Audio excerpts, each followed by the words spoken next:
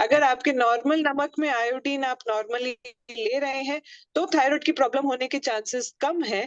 लेकिन अगर आपके रोजमर्रा के लाइफ में ही आपको काला नमक, सेंधा नमक ये ज्यादा ले रहे हैं तो थायराइड होने की संभावना थोड़ी सी ज्यादा हो जाती है। थायराइड ग्लैंड की नोड्यूल बन गया है या किसी वजह से उसमें सूजन आ गई है, गोइटर बन गया है जिसे हम कहते हैं, घेंगा बन गया है, उसको हम दवाइयों से ठीक नहीं कर सकते हैं।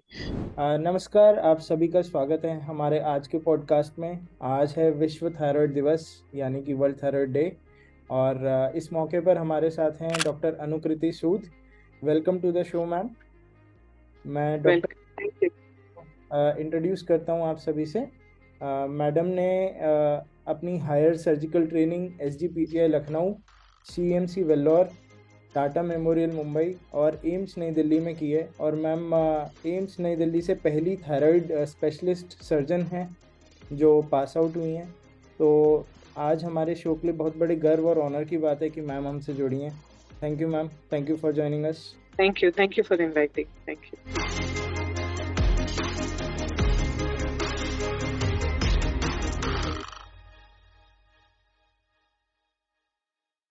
तो मैम स्टार्ट करते हैं। फर्स्ट क्वेश्चन मैं आपसे ये पूछना चाहूँगा कि थायराइड ग्रंथि क्या है और इसका क्या काम रहता है हमारे शरीर में? थायराइड ग्लैंड जो होता है वो एक सारे एंडोक्राइन ग्लैंड्स में one of the largest endocrine gland है जो गले में होता है। इसकी शेप एक बटरफ्लाई शेप की तरह ग्लैंड होता है जो गले में होता है, जो सांस की नाली और खाने की नाली के आगे की तरफ होता है। इससे जो हार्मोन प्रोड्यूस जो होते हैं, जो थायराइड हार्मोन होते हैं, वो शरीर के हर अंग पे इफेक्ट करते हैं, ऊपर से लेके नीचे तक सारे अंग पे इफेक्ट करते हैं, मेनली मेटाबॉलिज्म पे इफेक्ट करते हैं। तो ऐसा नहीं है कि ये आपके पेट को अफेक्ट कर रहा है या आपके हार्ट को अफेक्ट कर रहा है या सिर्फ किडनी को अफेक्ट कर रहा है। ये इवेंचुअली सारे ऑर्गन्स को अफेक्ट करता है और इवेंचुअली बॉडी के मेटाबॉलिज्म को इफेक्ट करने के लिए रिस्पॉन्सिबल होता है। तो क्योंकि ये पूरे ऑर्गन्स को, सारे ऑर्गन्स को अफेक्ट करता है, तो इसके सिम्टम्स जब होते हैं इसकी प्रॉब्लम्स के, वो हमेशा एक वेग सिम्टम्स होते हैं क्योंकि ये पूरे बॉडी को अफेक्ट करता है। सो थायराइड मेनली अगर देखा जाए तो थायराइड हार्मोन्स हमारे बॉडी के मेटाबॉलिज्म को अफेक्ट करता है। ठीक है मैम। तो यानी कि हमारे शरीर में कितनी तेजी से हमारा खाना पीना और उससे रिलेटेड जो एनर्जी प्रोड्यूस हो रही है वो, उसकी स्पीड और इन चीज़ों को थायराइड हार्मोन रेगुलेट करेगा। थायराइड हार्मोन के ऊपर और नीचे जाने से क्या क्या दुष्प्रभाव होते हैं मैम, वो आपसे जानना चाहेंगे। थायराइड की जो मोस्ट कॉमन प्रॉब्लम होती है वो होता है हाइपोथायराइडिज्म, जिसे हम कहते हैं, यानी थायराइड कम काम कर रहा है, जितना उसको काम करना चाहिए उससे वो कम काम कर रहा है। तो जब थायराइड हार्मोन कम काम कर रहा है, थायराइड हार्मोन कम प्रोड्यूस हो रहे हैं, तो उसकी वजह से हमारी बॉडी स्लो हो जाती है, जैसे हम कह सकते हैं। तो इसकी वजह से आपकी मोटिलिटी, जो आपका पेट है आते हैं, वो भी स्लो हो जाती है। वो स्लो होंगी तो आपको कॉन्स्टिपेशन की फीलिंग आएगी। आप में जो सबसे कॉमन सिम्टम होता है वो होता है कि वीकनेस, शरीर में टायर्डनेस रहती है। आपको लगता है कि जितने फुर्ती आपके शरीर में पहले थी, अब आप उतनी फुर्ती महसूस नहीं करते। जितना काम आप आसानी से पहले कर सकते थे, अब वही काम करने में आपको थकान महसूस होती है। आप रात को 6 से 8 घंटे सो लेते हैं, उसके बाद भी आपको वो फ्रेशनेस फील नहीं होती। यू स्टिल फील टायर्ड कि मुझे अभी भी थकान महसूस हो रही है। दूसरा, शरीर में सूजन आती है, मोस्टली पाँव में सूजन आती है, नहीं तो चेहरे पे भी सूजन आती है। महिलाओं में ऐसा देखा गया है कि जो महीने होता है, मेंसेस होते हैं, वो इरेगुलर हो जाते हैं हाइपोथायराइडिज्म में। और बिकॉज आपका मेटाबॉलिज्म इतना नहीं है, यानी कि आपका जितना भी आप खाना ले रहे हैं अपने शरीर में, वो उतना पच नहीं रहा है, वो उतना मेटाबोलाइज नहीं हो पा रहा है, तो उसकी वजह से वेट गेन हो जाता है। तो मोस्ट कॉमन सिम्टम्स जो होते हैं वो होता है वेट गेन, टायर्डनेस और आपका शरीर में सूजन आना। ये कॉमन सिम्टम्स होते हैं। इसमें प्रॉब्लम ये होती है कि इतने वेग सिम्टम्स होते हैं कि इसकी पहचान होने में बहुत टाइम लग जाता है, मरीज को रियलाइज करने में कि मुझे थायराइड की प्रॉब्लम है, ये रियलाइज करने में टाइम लगता है, बिकॉज इस सिम्टम कोई स्पेसिफिक नहीं है कि आपके हाथ में दर्द हो रहा है या पाँव में दर्द हो रहा है तो उससे पता लग जाता है हाँ भाई पाँव में प्रॉब्लम है या हाथ में प्रॉब्लम है। ये जनरलाइज बॉडी के सिम्टम्स होते हैं जिससे ये पता लगने में प्रॉब्लम आती है या टाइम लग जाता है कि उसको शरीर में कोई प्रॉब्लम है। तो हम इस माध्यम से मरीजों को और जनता को ये बताना चाहते हैं कि अगर आपको कोई वेग सिम्टम्स है, लाइक थकान होना, आपको आपको लगता है कि आप में एनर्जी नहीं है, आप अपना खाना नॉर्मल जितना खाते हैं उतना ही खा रहे हैं, लेकिन फिर भी आपका वेट गेन हो रहा है और कंटिन्यूअसली होए जा रहा है, आपके शरीर में सूजन आ रही है, महिलाओं में जो महीना है, मेंसेस है, वो इर्रेगुलर हो रहा है, उस स्थिति में आपको डॉक्टर को संपर्क करना चाहिए ताकि वो आपके थायराइड के टेस्ट करा सके और हमें पता चल सके कि थायराइड की प्रॉब्लम वास्तव में है या नहीं है। अब जो दूसरी कंडीशन होती है वो होती है हाइपरथायरॉयडिज्म, यानी आपका थायराइड ज्यादा काम कर रहा है, यानी थायराइड हार्मोन ज्यादा सिक्रीट हो रहे हैं। तो उससे क्या होगा, मेटाबॉलिज्म बहुत ज्यादा हो जाएगा, यानी आपका शरीर जितना आप खाना खा रहे हैं उसको ज्यादा मेटाबोलाइज कर रहा है। तो इसमें उल्टा सिम्टम जो आपके हाइपोथायरॉयडिज्म में होता है उसका उल्टा सिम्टम होगा कि आपका वेट लॉस होने लग जाएगा।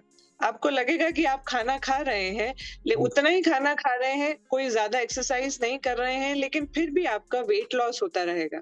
आपकी मोटिलिटी, आंतों की मोटिलिटी बढ़ जाएगी तो आपको डायरिया या दस्त की शिकायत हो सकती है। आपकी हार्ट बीट फास्ट हो जाएगी। आपको ऐसा लगेगा कि आपको कोई चिंता नहीं है, बैठे बैठे ही आपकी धड़कन तेज हो रही है, आप अपनी धड़कन फील कर सकते हैं, हाथों में कंपन आएगा। तो इस तरीके जो सिम्टम्स होते हैं वो होते हैं हाइपरथायरॉयडिज्म के।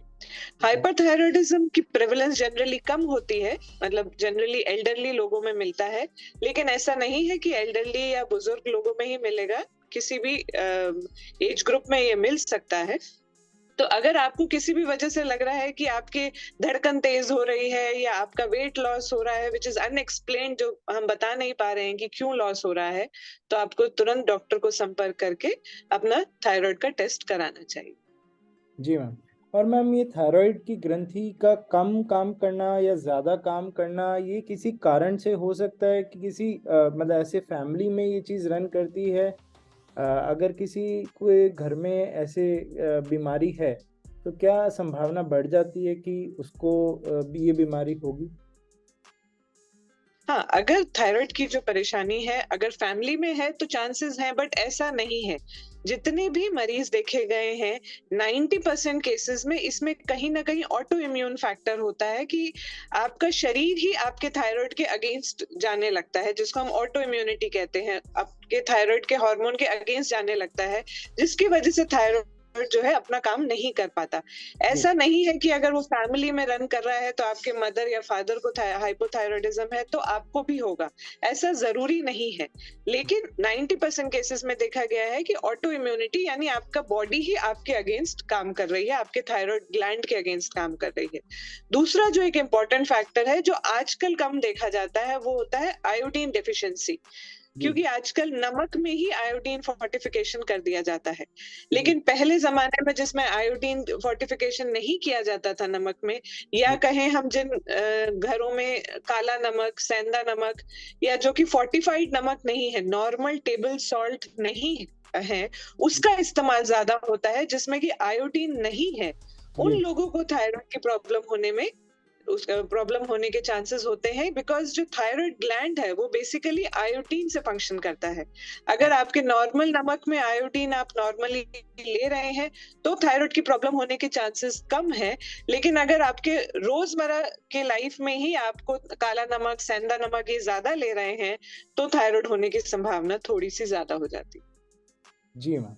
तो मैम, क्या कोई ऐसे आयु वर्ग हैं या कोई लोग हैं जिनको थायराइड होने की संभावना ज़्यादा है, थायराइड के प्रॉब्लम्स होने की संभावनाएं ज़्यादा हैं और उनको इस बारे में खास ध्यान रखना चाहिए? देखिए, महिलाओं में थायराइड की प्रॉब्लम्स एज पर से ज्यादा देखी गई है, चाहे वो हाइपोथायरॉयडिज्म हो चाहे हाइपर हो। हाइपर फिर भी मेल्स में होता है कई बार ज्यादा, लेकिन हाइपोथायरॉयडिज्म एक ऐसी प्रॉब्लम है जो महिलाओं में ज्यादा देखी गई। अब महिलाएं जब जैसे ही उनकी साइकिल होती है कि पहले युवावस्था आती है, फिर उनका चाइल्ड बेयरिंग आती है, जब वो बच्चे को जन्म देती हैं, वो एक ऐसी स्टेजेस आती है महिलाओं की लाइफ में जब उनकी बॉडी की रिक्वायरमेंट बढ़ जाती है। जैसे जब वो गर्भावस्था में होती हैं, जब वो बच्चे को जन्म देने वाली होती हैं, प्रेग्नेंट होती हैं, उस टाइम पे उनकी बॉडी की रिक्वायरमेंट ज्यादा है। तो वैसे तो बॉडी खुद ही एक्लेमेटाइज करती है और ज्यादा थायराइड हार्मोन उस समय प्रोड्यूस होता है, लेकिन अगर आपकी बॉडी उससे अकस्टम नहीं कर पा रही है आपकी इंक्रीज्ड रिक्वायरमेंट से, तो आपको हाइपोथायराइडिज्म प्रेगनेंसी में होने के चांसेस होते हैं। और उस समय महिलाओं को ज्यादा थायराइड हार्मोन की रिक्वायरमेंट है, उन्हें अपना टेस्ट करवाते रहना चाहिए, स्पेशली फर्स्ट ट्राइमेस्टर में, पहले 3 महीने में। क्योंकि अगर आपकी बॉडी उसको रिक्वायरमेंट को पूरा नहीं कर पा रही है, तो आपको ऊपर से थायराइड हार्मोन लेना पड़ता है, जिन्हें एवरेज हम कहते हैं कि प्रेगनेंसी में 30% हार्मोन रिक्वायरमेंट आपकी बढ़ जाती है। तो वो डोजेस आपकी बढ़ जाती है। उसके बाद जब आपकी डिलीवरी हो जाती है, जब बच्चा शरीर से बाहर निकल जाता है, उसके बाद शरीर की रिक्वायरमेंट थोड़ी कम हो जाती है। तो महिलाओं को ये ध्यान रखना चाहिए कि प्रेगनेंसी में अगर उन्हें किसी वजह से थायराइड हार्मोन लेना पड़ रहा है, तो वो डिलीवरी के बाद दोबारा अपना हार्मोन लेवल चेक कराएं, ताकि उसको दोबारा नॉर्मल लेवल पे लेके आ सकें। नहीं तो अगर हाई डोज ही ज्यादा चलती रहेगी, तो कई बार वो हाइपर में चले जाते हैं, यानी डोज मरीज को ज्यादा होने लग जाती है। जी, तो बराबर नियमित रूप से थायराइड का ब्लड टेस्ट ज़रूरी है गर्भावस्था के टाइम पे और गर्भावस्था ख़त्म होने के बाद भी। ये मैम आपसे बहुत अच्छी बात सीखी हमने। आखिरी सवाल आज के पॉडकास्ट का, मैम अगर थायराइड ग्लैंड बढ़ जाता है, थायराइड में सूजन या गांठ बन जाती है, तो उस स्थिति में क्या कर सकते हैं, क्या करना चाहिए पेशेंट को? देखिए, अगर thyroid hormone levels T3, T4, TSH जो हम कराते हैं, अगर वो डिरेंज है, यानी वो अगर गड़बड़ा गए हैं, तो उनको तो हम थायराइड हार्मोन से या एंटी थायराइड दवाइयों से ठीक कर सकते हैं। लेकिन अगर एक बार थायराइड हार्मोन थायराइड ग्लैंड की नोड्यूल बन गया है, या किसी वजह से उसमें सूजन आ गई है, गॉइटर बन गया है, जिसे हम कहते हैं घेंगा बन गया है, उसको हम दवाइयों से ठीक नहीं कर सकते हैं। तो लोगों को ये लगता है कि अगर एक नोड्यूल हो गया, उसको दवाइयों से किसी तरह दबाया जा सके, सर्जरी की आवश्यकता ना हो।